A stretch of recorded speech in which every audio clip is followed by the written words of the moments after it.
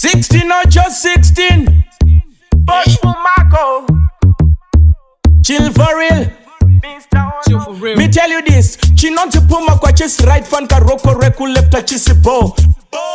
Hachisibo chasimbis kwa ne mango matepot chills for fantan ribe vati mfana uya hasibo hakatsangwa ano pukuta nenyoka hasibo pakeke ano cheka pano naka hasibo haitambiri ye kura ya vanu ne mango mabachondisha misa porisa rimusunge hasibo do type ye kutukati yesi noti musha hatibo nekuti agara hasibo usa try kugarira tarenda rakeche ya ine gumbo wani pa kugarira hasibo PUMACOL uyu hasibo sekuru vamako mufunga vasibo Mr. Ono wa vasibo Triple 16 chill for real hisibo mitiyo Kili kuwa uraya ne mango macho vasi am living room wachifunga vachamuka hasibo Limoko zoti sweetheart Sandi mango motapra kunge mkakaskana PUMACOL hasibo Chechi vanojka muviri wa Kristo hasibo Vanon mafutiro para Kristo hasibo Hanzigare mchita izvi kuti mundiye uke nazo Jesu vanoda kuye ukwa ipapupo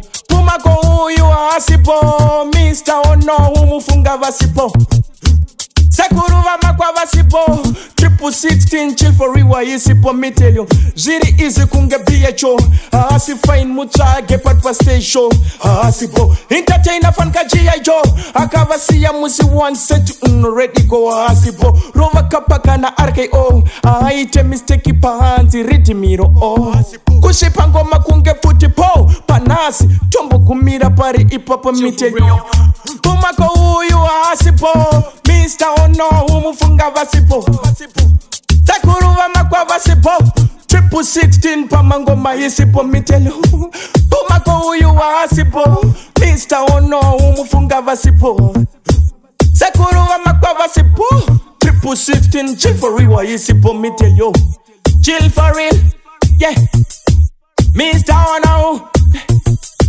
16 or just 16 16 or just 16 Mr. Ono Well, you don't know big up on yourself, kuda